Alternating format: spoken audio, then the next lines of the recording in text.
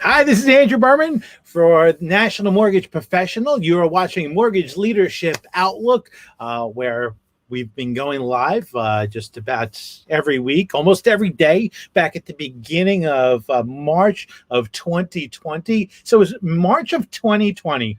One of actually the most sobering conversations I had. I mean, really, actually, I didn't realize how actually our industry could have potentially been destroyed until I had a conversation with my good friend Michael Brenning, who is the now president wholesale lending over at AmeriSave. Michael, thank you so much for joining us. What's up, Dr. Berman? Thanks for having me. It's been a minute. It doesn't seem like it's been as long as it has. It's been over a year, which is crazy, right? Like you look like you went backwards. You look younger and healthier, and I feel like I have nothing but gray in my beard on both sides now, which I didn't have about a year and a month ago. So we've all worn our pandemic life a little differently, and you've worn it well. So good to see you. Thank you. I appreciate it. And it's for me, it's been fluctuating. But so listen, I'm really excited to dig into a couple of things. First off, I want to bring us back to like March of 2020. We're going to talk that. We're going to go there because, we had a really scary conversation there. It scared me, at least. You were pretty calm about it. But I do want to talk about the future of the mortgage broker. I'm excited about that. I am actually we've talked a little bit about AmeriSave, but I really wanted to dig in live and talk about actually the opportunity. I know you've been just, you and your team have just been like gloves off, doing whatever you can, actually build everything up. Talk about your love for the mortgage broker and just listen, because of actually your involvement in the industry, because of your what you did actually for Deephaven. I'm sure actually you're pretty tied into what's going on with the QM patch. So we're going to talk about that. But theme of it is brokers. I know you love brokers. Oh, yeah. But so all right, let's go back. So March 2020, I'm having conversations with all the brightest minds in the industry, and I'm talking to Mike. I'm like, Mike, so what's going on? How's it going? And I remember that conversation. You were driving around your neighborhood, telling me that you're seeing police around your neighborhood.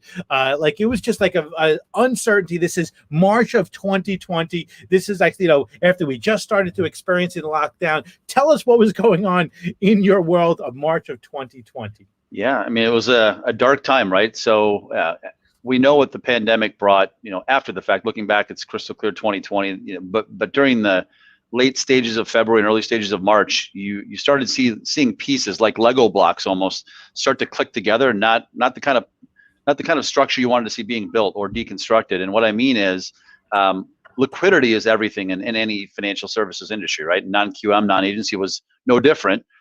Trillion, multi-billion-dollar industry over the course of its history, but it all comes down to liquidity. If you don't have liquidity, you don't have anything. And so when I think of liquidity, it starts at the end. It's the back end of liquidity chains are securitization, right? And so what we saw in January, February, somewhat pandemic driven, somewhat to start the year in January for sure in 2020, was just a little bit of hesitation by the bond investment community around non-agency and non-QM. Slight hesitation, a little bit of widening in spreads, nothing super nerve-wracking. It's to start the year. Nobody wants to start off the year with a huge, position that they take down. So that leaked into February, and you started to see spreads really start to widen out. And you started going, wait a second, what is this? Is this something related to the pandemic? Is this something related to something going on with, with portfolio reshuffling and how people were matching assets and liabilities at different, insurance companies and such, and globally? And then you realized in late February, holy shit, this is definitely pandemic driven. Nobody wants to load up on any form of asset not named a U.S. Treasury. So liquidity basically started and stopped, in January and ended in late February from a mortgage-backed securitization, non-agency, private label securitization standpoint. So fast forward into the first week or so of March, I think that's when people started waking up and going, wait, it's truly dried up. Like, we were still having conversations. We were putting deals out and not getting levels back. Like normally you at least could get levels, right? Like, hey, let me go out at normal spreads that we did our last deal at, no interest. Let me go out at plus 25 to that. Let me go at plus 75. Let me go at plus 100, 125, 200, 300. No demand, right? Like literally not a taker. What that tells you is that market is done. It's done for now. We didn't know for how long, right? So then the next domino or Lego block that fell from there was what? Repossession facilities or what gestation facilities, these mega warehouse lines that come from the street firms, right? That allow a securitizer to build up hundreds of millions or billions of dollars for a quarter at a time and then securitize them. That dried up. We got phone calls there. The industry got phone calls. That wasn't just DH. Any of the story I'm telling right now is industry wide from a non-agency, non-QM standpoint. And then once repo facilities went away, the last domino fell, and that was your short-term, your regular warehouse facility, your wet warehouse facility from the traditional money center banks that are in the warehouse lending business. And so when all those dominoes fell, your only option was to look at your capital base and go, okay, what kind of assets do I have on my balance sheet? What kind of cash position do I have on my balance sheet? How long can I wait this thing out? What's my run rate?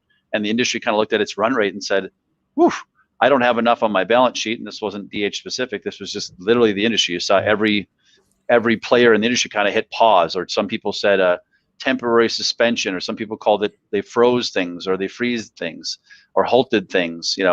People got real cute with the terminology they used, but the reality was everybody really within about a week of themselves said, I can't buy, I can't close, I can't do anything. And then it was interesting to see, from there how things have, slowly began to creep back, to some form of business, towards the July, August, September timeframe of last year. Now it seems like it's back to relatively fluid, liquid, high demand, non-QM, non-agency marketplace, albeit I think with muted demand, over the last year because of the pandemic, and certainly the last 6 months because of the pandemic. You have loan officers that have been crushing, right? Broker loan officers and consumer direct loan officers and bank and credit union loan officers that have been absolutely crushing with the refi boom that was upon us. Now I think non-QM, non-agency gets popular again, right? Because brokers and originators alike are going to need new ideas, new ways to originate loans. So do you miss that? I mean, like, is it like, it's because, let's call it, so Deephaven, while in the non-QM space, it was very familiar actually, but not in the wholesale space. In the wholesale, we like, who is this Deephaven? Sure. So, but you were actually, you and your team, brought Deephaven, into wholesale. And it was just this great opportunity. You keep actually, you keep actually thinking about where you started with Deephaven, and how much non-QM grew overall, not just for Deephaven, for everyone. And I think actually, from that, do you look back and say, hey, listen, I wish I kind of could still be actually at that opportunity to be actually at a player like Deephaven? That's a good question. What interested me back then was, that was August. Well, I started in August of 17 at Deephaven and left Quicken, right? So I had been at Quicken from basically late 09, when the concept of QLMS, which now Rocket Pro TPO, was basically a cocktail napkin, and there was 4 or 5 of us talking to Bill Emerson and Jay Farner about supporting it, and Dan Gilbert and Bob Walters back in that time frame. To spent that time frame all the way till I started at Deephaven in August of 17 at QL. And so I've always looked for opportunities that are new and unique and exciting. And so non-QM in August of 17 felt like, wow, it's starting to break free. It's time to be a part of that, right? And so fast forward to AmeriSave. You and I joked before we got on live with everybody. Why a paper, Mike? You just came from non-QM. That seemed to be your love. I spent the early part of my career as a trader at GMAC RFC, which was all non-agency, right? It was literally, by definition, the non-government, non-agency arm of GMAC, right? Back in the mid 90s and late 90s. And so I've had a huge part of my career be in non-agency, and I've always had a passion and a love for it because it provides unique things to the loan officer, to the broker, to the consumer, right? It's offering a service that's not as commoditized or easy to produce, right? It's a true value proposition, and it's unique, and that's what excited me about it. So fast forward, you kind of go through the ups and downs of having to move on from my former organization and that chapter in life, and go, okay, what are you going to do next? What are you going to do when you grow up? This next element, and you start looking for what's next. And I found the brilliant combination of a white canvas at AmeriSave. To use the term blank check, that's a weird term to use, but I don't want my, our owner to hear that. Like, I've not been misusing the funds. I've been building something exciting, but we basically got a blank check, a white canvas, and then a really kick-ass technology that the broker community is going to see beginning next Monday, called AUSSIE, AUSSIE. And that's what I fell in love with. Love the ownership and leadership team that I work with at AmeriSave Corporate. They're going to allow us to do everything we need to do at AmeriSave Wholesale to be a market leader, to reroute, broker consumers back to them when the consumer comes into our servicing portfolio from the broker and lives with us for hopefully many years in this environment, but then looks to refi or move on into another home loan. We want to route that back to the broker. Like these lessons we learned from previous stops in our careers, the things that brokers demand these days. We're going to be that organization with the support of our parent company. They've got the bigger balance sheet and the deeper pockets. But what they really had, and what really got me geeked out, Andrew, and then I'm going to shift into talking more about with you things that are, I think, valuable to the broker. This Aussie technology is something that the market's never seen. Think of it as a combination of artificial intelligence decisioning engine meets a little bit of blockchain. I'm not here to profess it's blockchain because I don't think blockchain's really ready yet. But in terms of how the system works and how it relies on day one certainty or USPS data or IBM Big Watson data or other data sources like that, and then makes decisions off of it, that's our secret sauce. The ability to deliver the broker a faster result, a more consistent result, and overnight 24/7, 365. If they want to work at 2 a.m. on a Saturday, they can hit our portal and send conditions in, and Aussie doesn't take a day off. She's a technology, so she's going to work 24/7, 365. So that plus, a couple of gents that I work with, the owner, Patrick, and our president, Mike Birdie, that runs the entire organization. Those two guys are guys I got excited about because of their investment and belief in what we were going to do. And they believed in our vision, not just mine, but my team's vision of how we would take Aussie and put it to work in the wholesale space. And so I'm excited on this coming Monday, the 19th, to unveil AWMS, AmeriSave Wholesale Mortgage Solutions, to the broker community. It's going to be a friends and family round for a month or two. Work out the kinks, and then we're going to truly kind of hopefully get on that hockey stick growth chain, even in this extra tough market that we're in now from a margin standpoint, and get going here, sometime, June-ish, if you will, in full form. So now, what kept AmeriSave away from wholesale, previously, to you? And was it just because they just didn't have a good leader actually in place, or is there anything actually from an organizational standpoint that made them actually not consider wholesale? Well, they started in wholesale in 2010. I think some of the folks on our team today at AWMS actually were a part of that 2010 team, and then joined me at QL, and then and are back. So it's kind of this weird for them, kind of a weird reunion or homecoming, right? I think the reality is this: Aussie was developed 4 years ago, and about a year ago, Mike and Patrick put their heads together along with other senior leaders at the parent company level and said, how do we leverage Aussie more? Do we sell Aussie as an LOS, as an origination technology to the marketplace, kind of like a competitor to Blend or Encompass or Calix, or do we open another channel and put this brilliant technology to work in that channel? And thankfully, their vision was to put it to work in another channel. They had some experience in wholesale, but knew they needed a different take from a leadership standpoint, and that's where they brought a recruiter on board, and that recruiter is somebody that I've known for my entire career, and here we are. They allowed me to put my team together, so I love the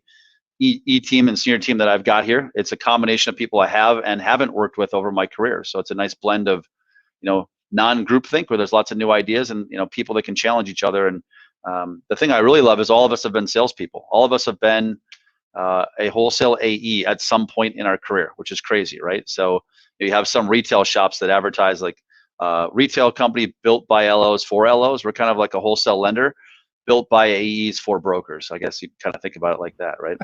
I love it. Yeah. That's great. So and do you see actually the role of an account executive for a AWMS account executive? Is that vastly different than like an account executive role, like let's say back actually when you were getting things started up at Quicken, and how is actually an AWMS account executive different than the traditional wholesale account executive, or are they just like a traditional wholesale account executive? There's so many models out there, right? Like one thing you and I have watched and even talked about in the past, especially in the A-paper space, is how account executives have basically become, I don't want to use the term, I'm not even going to use the term puppeteer, so I didn't even say that. They are messengers, they're communicators. They're taking the message that their capital markets team or their sales leader or their channel leader wants them to deliver that week, whether it's a pricing special or a new process they've rolled out or something, something tech-wise. That's basically what they're allowed to talk about, and they're not allowed to really help the broker, right? some really large wholesale lenders out there that their AEs really can't help the broker when brass tacks is on the table and it's closing time, or it's a heavy condition that people aren't working through very well and they can't get a hold of somebody. Like, the account executive needs to be helpful, and they'll be able to be helpful here at AWMS. We're giving the power back to our account executives here at AWMS to be able to do their job and to help people. And so they'll be deeply connected to our operations teams. I like to think of it like this. Our model is a little bit different overall than the rest of the wholesale community.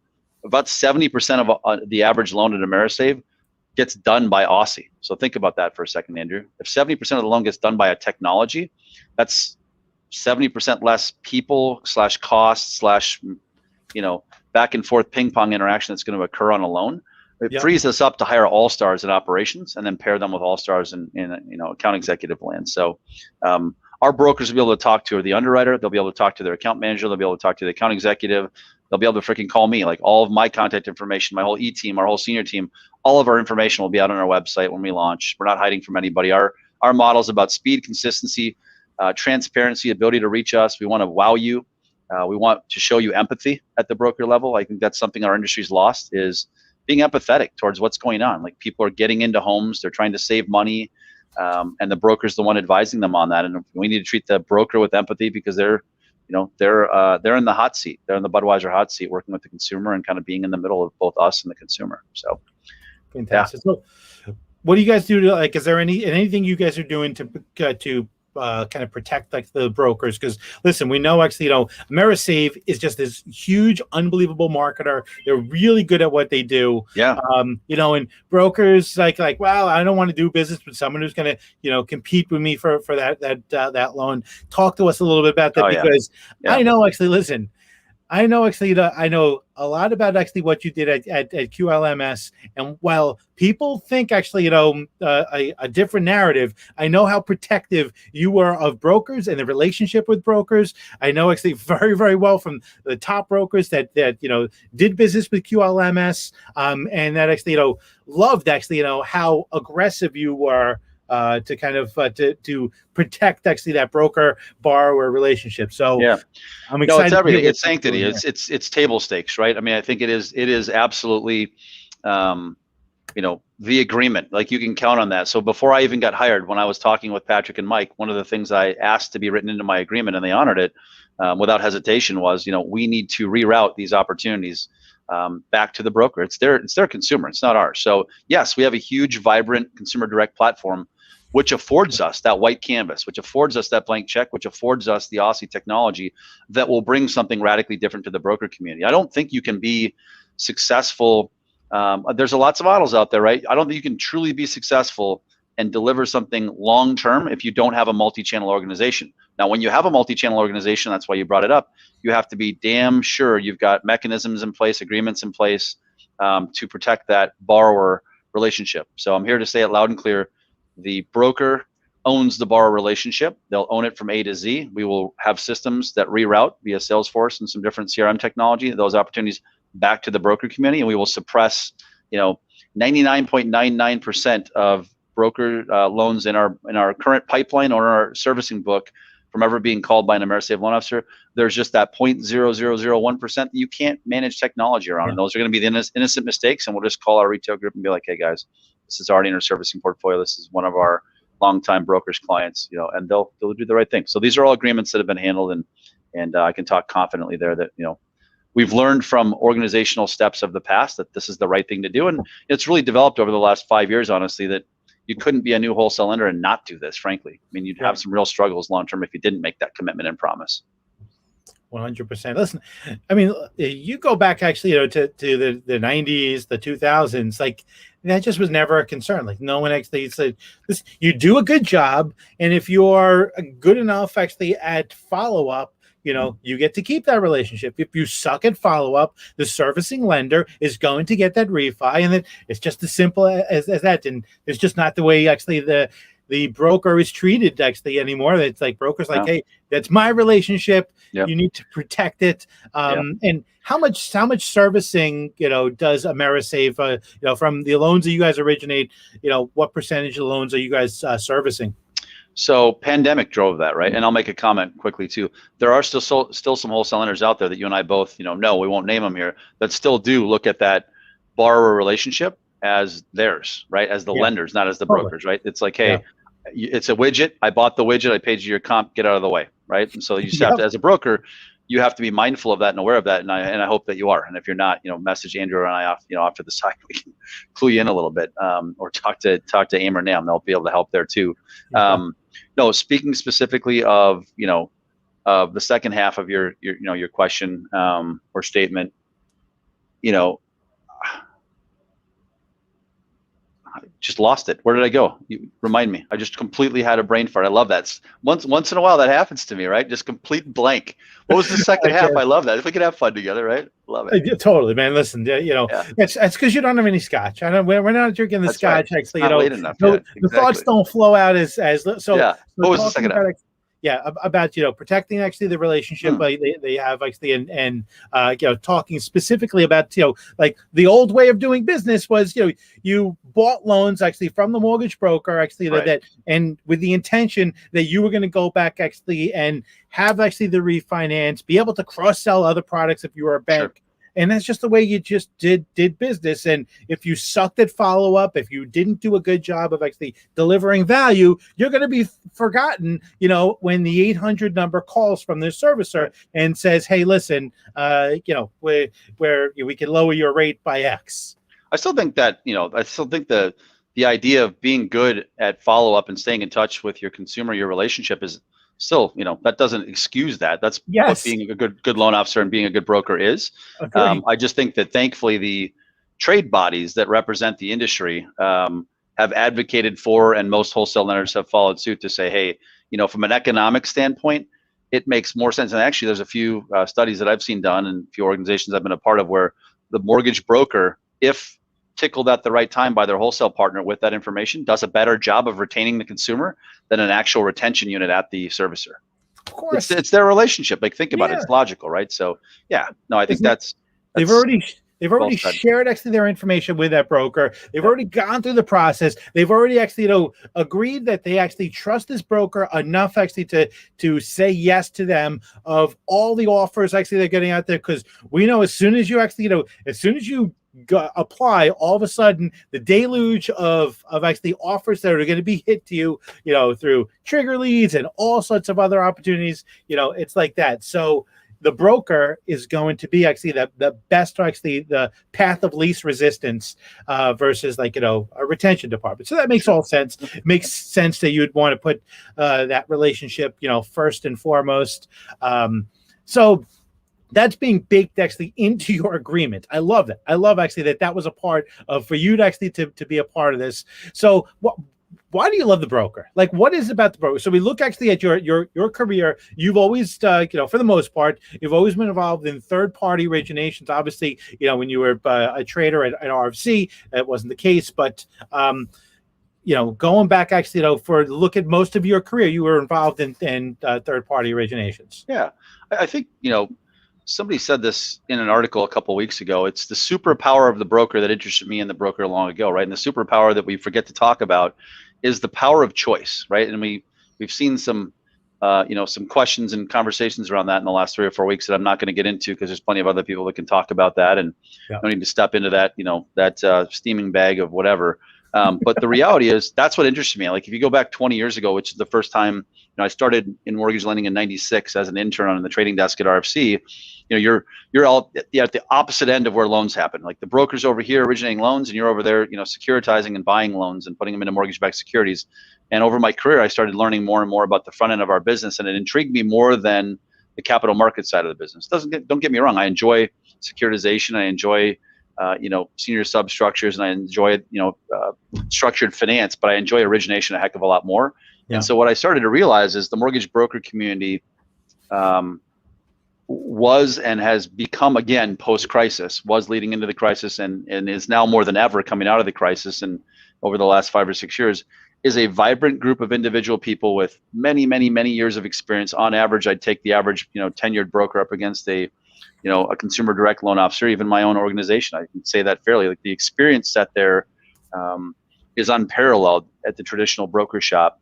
And that's exciting. They're fun people to work with. They're in their local environment, right? They're in the local community.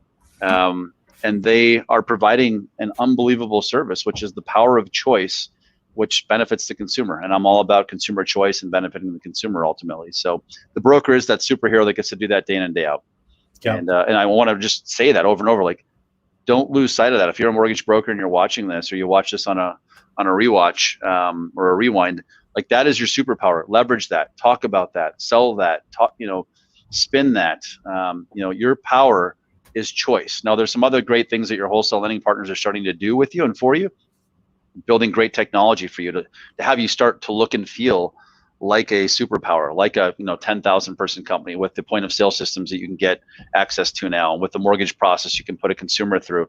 You're starting to look and feel like you are a 10,000 person company, even though you might be a 1, 3, 5, 7, 10, 100 person company, because of the work you're doing and the wholesale partners that are helping you as well. So I just love all the personalities, Andrew, that I've met over the course of time. Doesn't mean you can't meet that in consumer direct or distributed retail either. I just something about the independent nature of mortgage brokers really struck a nerve with me. I've been an entrepreneur since 11 when I had my first 3 paper routes. And so that's just the type of, I had 3, you had the local one, the USA Today, and then the Wall Street Journal for the limited number of people in my neighborhood in Duluth, Minnesota that wanted the Wall Street Journal. It wasn't a big population. So, wow. But all the way back to then, like at 11 years old, like I loved the idea of entrepreneurialism, and brokers really represent that. And so I think that's why. Where did that come from?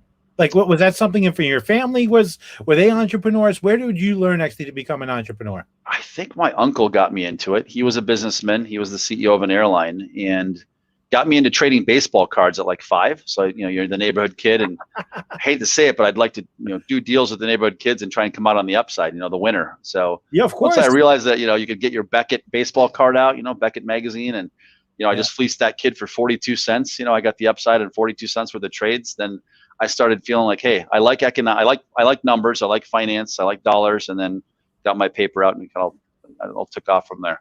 Fantastic. And just sell actually, overpriced actually baseball cards, almost like the 125s that you were probably selling actually in '98, right? Yeah, that's right. Exactly.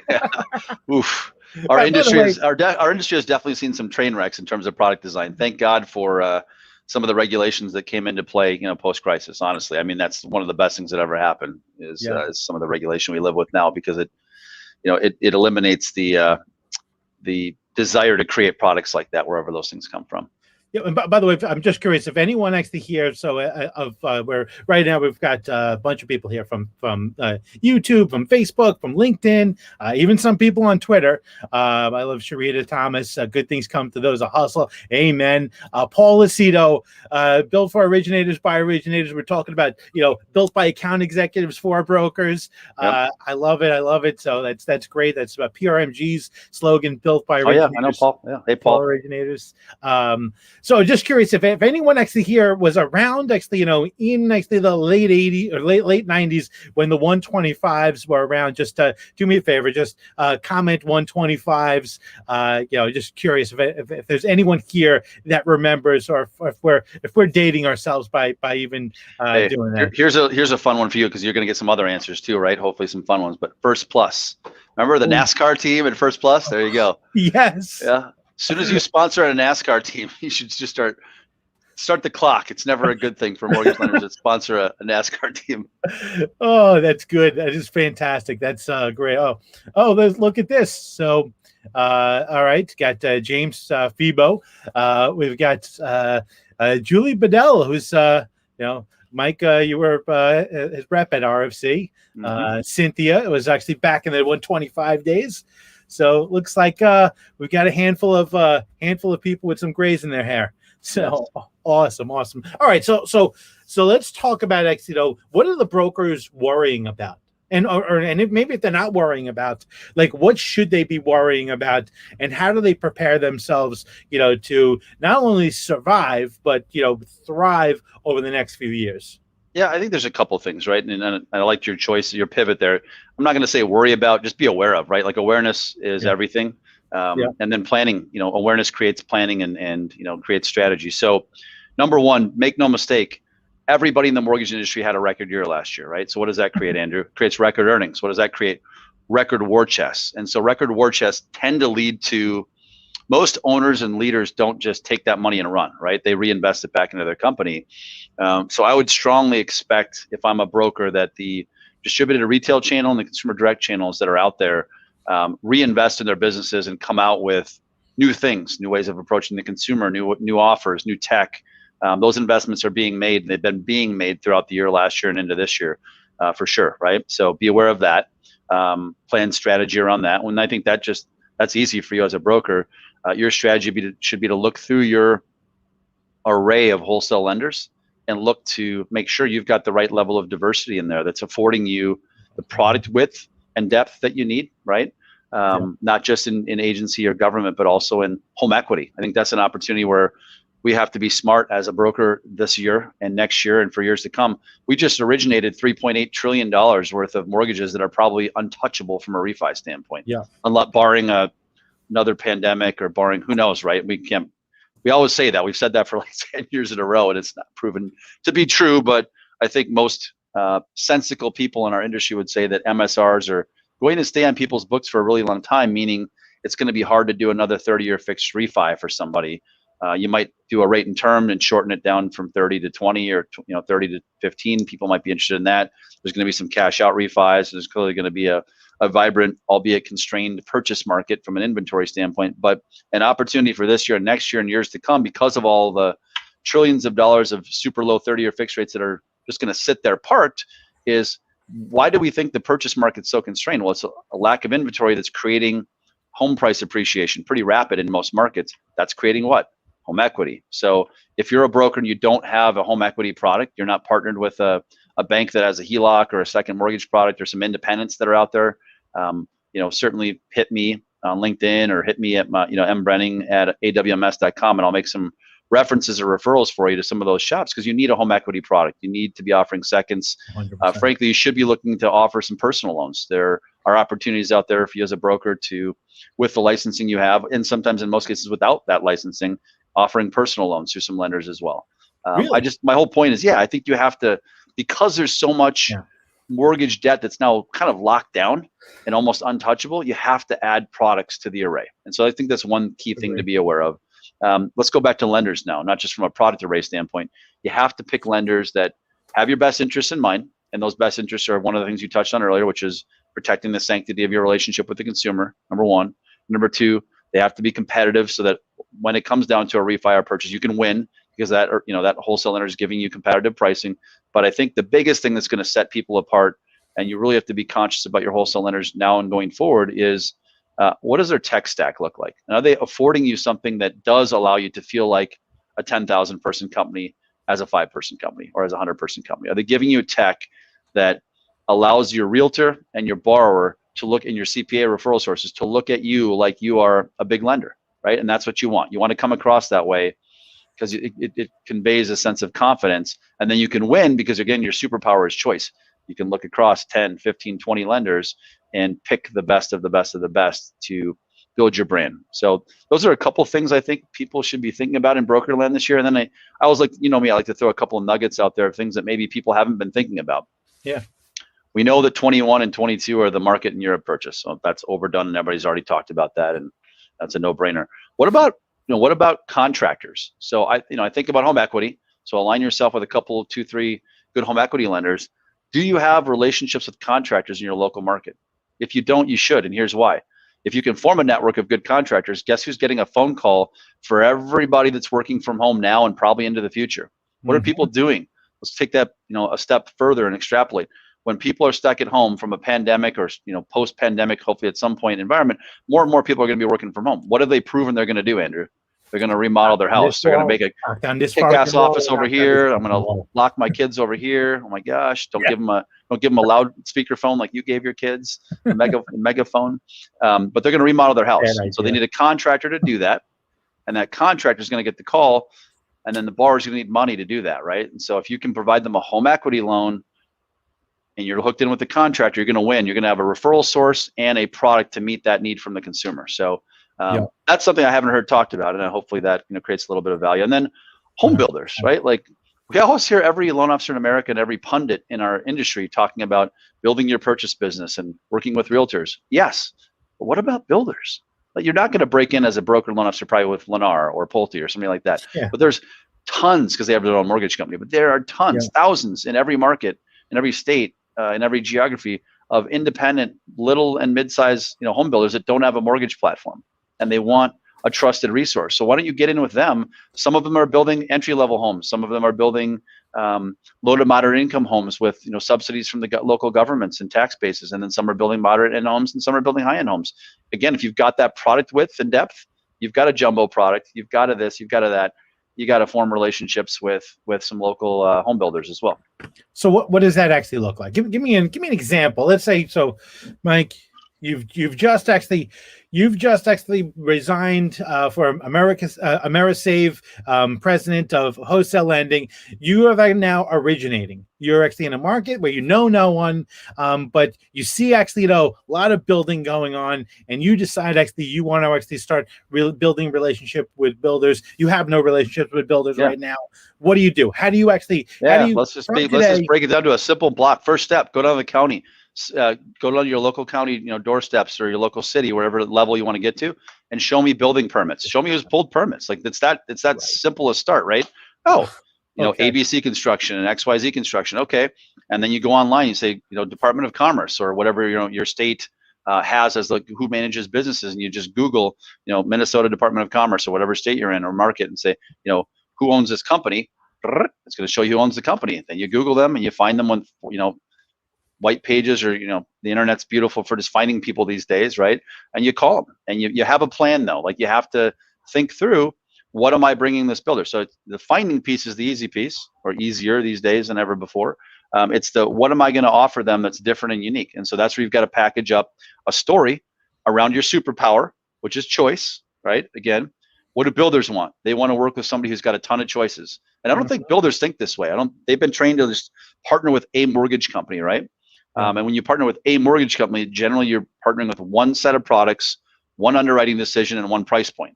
You work with a broker, you could be working with hundreds of price points, products, services, etc., and many lenders. I think that, as a broker, is what I would, again, market my superpower of choice, and then feather in that I've got, I've got jumbo products, and I've got all these different things that are going to make sense to a builder, to make sure that the builder knows, hey, this guy or gal can offer me the type of financing that my home buyer needs in the type of home I'm building them.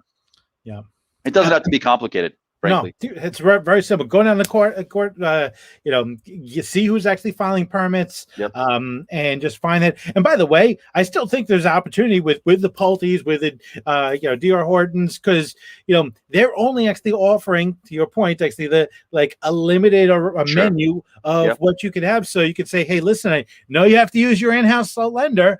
However, your in-house lender probably doesn't have this. They probably can't go down to this actually on FHA. They probably can't do this. So whenever actually that opportunity comes up, make sure actually you just keep thinking of me. So that's awesome. Great opportunity. One of the things that hit me earlier, just thinking about you and wanting to bring something unique to the broker community, in addition to some of the other things we've already talked about, is, and I don't know that this works, but I think it does in my head. So one of the biggest developments we've seen in purchase land these days is people writing cash offers, right? Or writing, offers with financing, but they're waiving the appraisal contingency, because sellers are like, hey, I don't care if this thing comes, I don't care if you offer me 40 grand through my list. If it doesn't appraise, you're bringing the extra money. That's tough, right? That's tough for a lot of people. Like, people might be stretching just to get to the level where they get their offer accepted, and then an appraisal contingency piece. So one of the ideas I had was, if you're a great broker LO and your borrowers out there shopping, get a couple of addresses down, and as soon as they're going to be putting an offer in, update their app and rerun it through DU and LPA and see if you qualify for a PIW, right?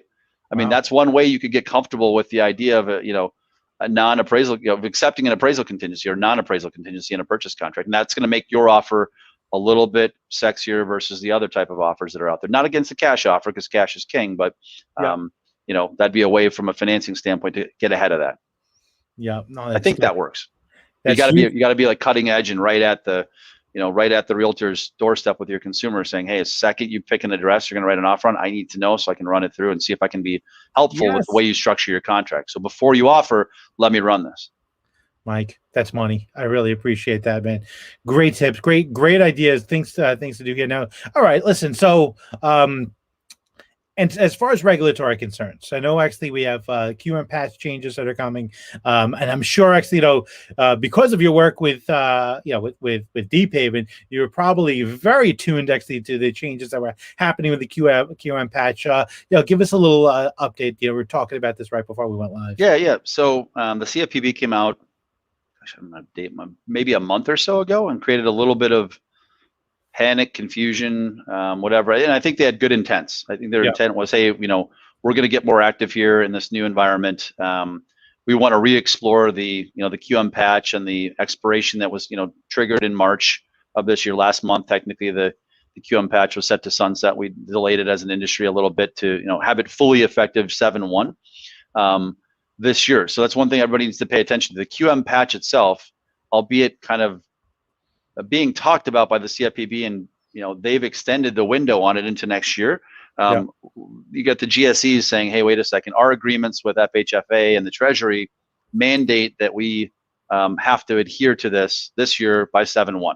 And so what you're seeing is, from a GSE perspective, announcements came out last week, I think it was, from a lender letter perspective from both agencies, indicating that July 1st, 2021 is when the QM patch will essentially sunset as a manner of being a QM eligible loan and be replaced by the APOR threshold, a rate threshold, essentially a spread over APOR. So APOR gets posted weekly, and then this rate threshold is a consistent 225 above that. And if your the combined rate is at or below that threshold, you're going to get QM status. And so what it does is it makes it, arguably more effective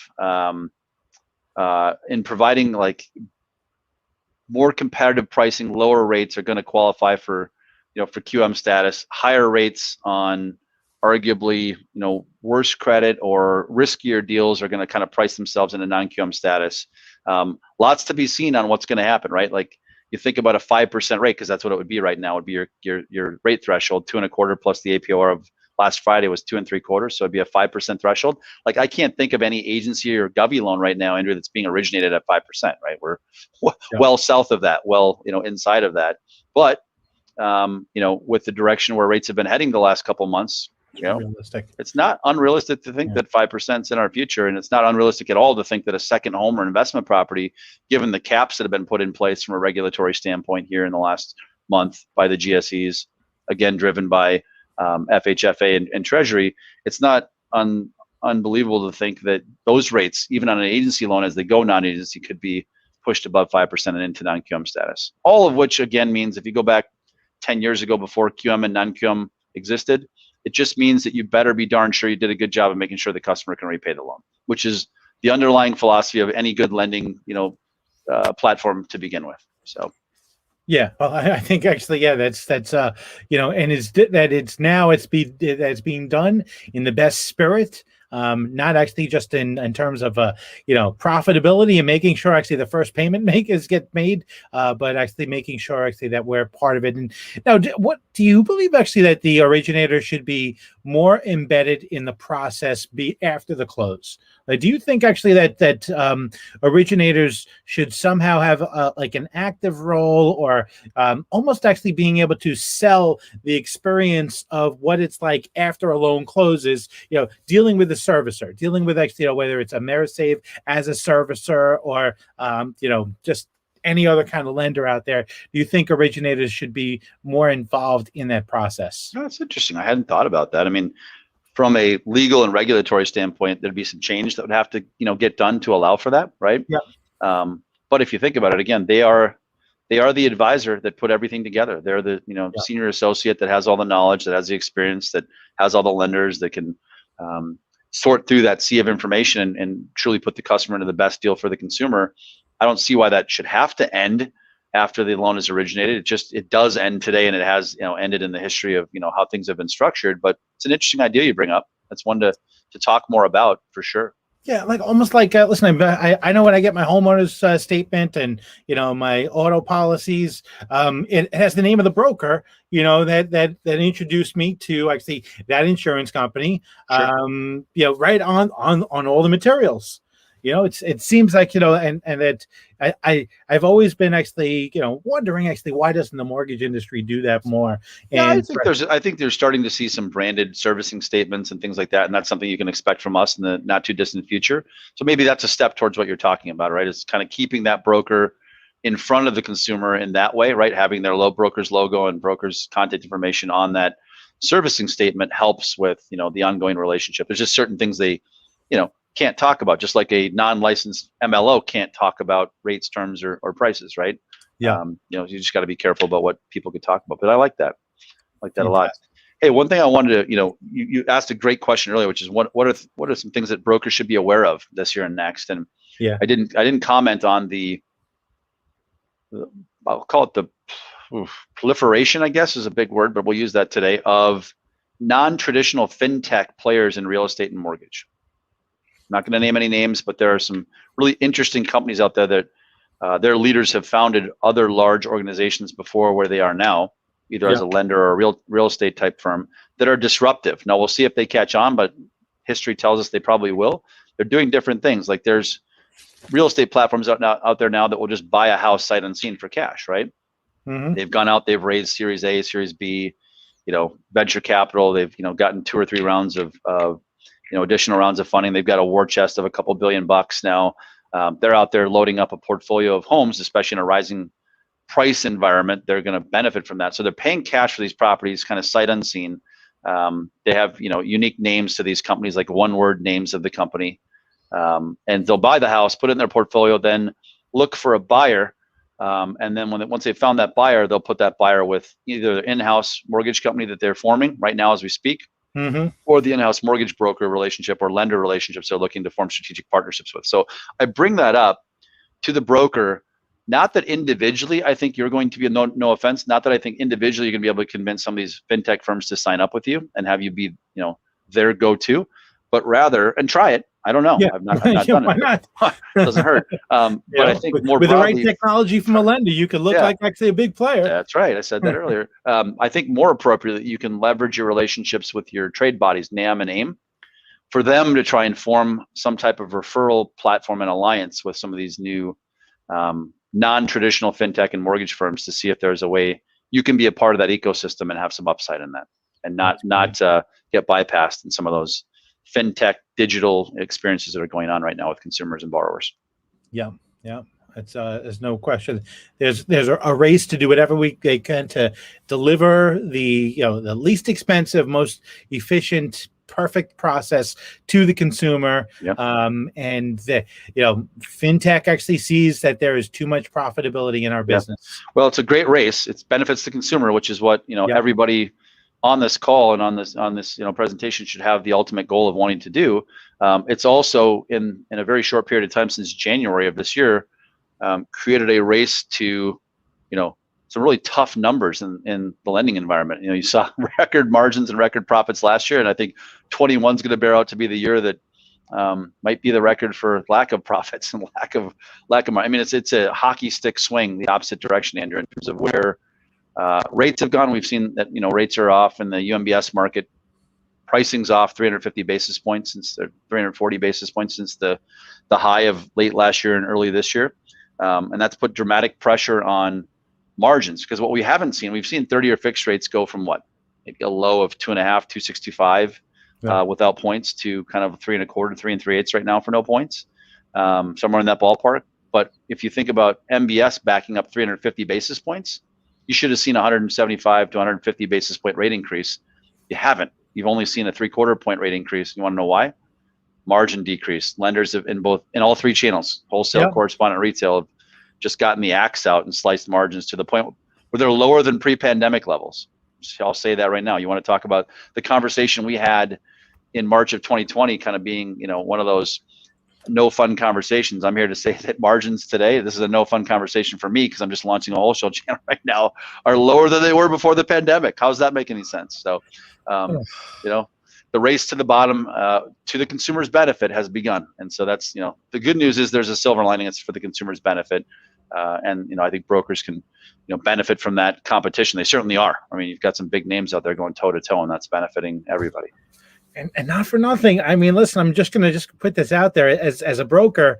I feel like it's just so efficient. A company like AmeriSave could have a bunch of money that they want to put out in the street, and obviously AmeriSave's amazing at marketing, but the other route actually they could do it actually is at very little cost. I know it doesn't seem like little cost knowing the size of the checks that you've been writing, but relative to setting up retail operations, you can roll out a wholesale platform, create relationships, leverage actually these originators who are as nimble as they could possibly be. They don't necessarily need to have AAA office space. They could be working in their own homes, working wherever they need to work. They don't necessarily have to buy brand new Xerox copiers with where they come and change the paper for you. They could work actually with a scanner that they picked up actually at from Craigslist used. Hey, guess what? I bet there's a bunch of them available. Nobody's going back to an office, right? Yeah. So the model just makes sense. I'm with you 100%. I'm excited to see actually the things that you're going to do actually at AmeriSave for the mortgage broker. So let's talk. Let's just kind of recap here. We talked about the ugliness of 1 year ago actually, and a month actually when we talked about when it was all falling apart. I just remember how horrifying that was. I was like, okay, we've got a problem coming up here. We talked about the future of the mortgage broker, what you love about the mortgage broker, some concerns about the QM patch. I gotta say this, man. There's a lot of actually love for AmeriSave Wholesale. Got a lot of actually people coming actually into the room. Just saying actually they're excited to get things launched. So again, April 19th is the first loans that are going into the system. Yeah, we had our first one come in last week. It was a teammate loan just to kind of break everything, right? Like we've been building this beautiful machine for months and months and months, and doing it in a development environment where it's all Fannie and Freddie test files, right? And so you never know how things are going to behave in a real-time environment. And so we brought our first borrower data set. It was my data set, so I was a sacrificial lamb. Had my credit pulled by a local broker partner of our local regional director here in Minnesota, Gina, and her partner, John. And so he pulled my credit. I took a loan application on his point of sale system, which was pretty slick, by the way, That's Mr. awesome. Ludwig. And he then turned around and sent the 3-4 data to us so I could play him and ingested it into our Aussie portal, which brokers are going to be exposed to. So Aussie's the wizard behind the curtain that makes loans go fast, and she's the front-end marketing persona and the name of our broker lending portal. Which, by the way, brokers, when you experience our new Aussie lending portal, when you get to work, hopefully we're fortunate enough to get to work with you, it's like unwrapping an iPhone. You know what? What do I mean by that? You can literally take it out of the box, take the cellophane off, open it, turn it on, and it just tells you what to do next. It asks you basic questions. That's how we built our portal. Again, wholesale AEs by trade and background, built stuff for you, the broker that you've always wanted, that you've asked for. That we didn't just do this in a vacuum. We've been working with lots of you behind the scenes to say, hey, what do you want from a lender? Like, what do you need? Got some great choices out there already. What do you want new from somebody that's going to come into the market and try and disrupt things? So, very excited about what we get to bring. Aussie's going to be a disruptor, and you're going to hear the number 7 come out in our marketing and advertising. I'm just going to tease it right there. Just going to say the number 7. Not going to say anything more about that, but when we're out there full form, that's going to be our key disruptor. Interesting. Yep. All right. I guess I got to see if our page 7 is available in the magazine. I hope it is. I'll buy it. Fantastic. Right, everybody. Give it to me. All right. I think we just sold an ad contract. I don't know if that's binding or not, but okay. All right. But Michael, dude, it's always great to spend time with you. Love your passion. You don't get behind small things. So actually that when you're getting involved in something, whether it's QLMS, whether it's Deephaven, you're going big. So I really, really appreciate you spending the time to share everything with us. Hey, I'm humbled as always to be with you. I always have fun with you. You always create value for the broker community, and I know that's why they follow you. So thanks for having me on. I appreciate it. I look forward to our next engagement, our next conversation. Hopefully it won't be a year and a month in between. Yeah. Yes. Yeah. Fantastic. All right. Listen, thank you so much for watching another Mortgage Leadership Outlook. We come to you now every Wednesday, 1 o'clock Pacific, 4 o'clock East Coast time. We are also now available on all podcast platforms. So whether you're using Apple, iTunes, or Spotify, Anchor, any of these other platforms out there, you can just search Mortgage Leadership Outlook and you will find us. Please, go download. If you love what you're listening to, please give it a positive review. If you don't love, just shoot me a text telling me you don't love it. But thank you so much for watching Mortgage Leadership Outlook. We will see you next Wednesday.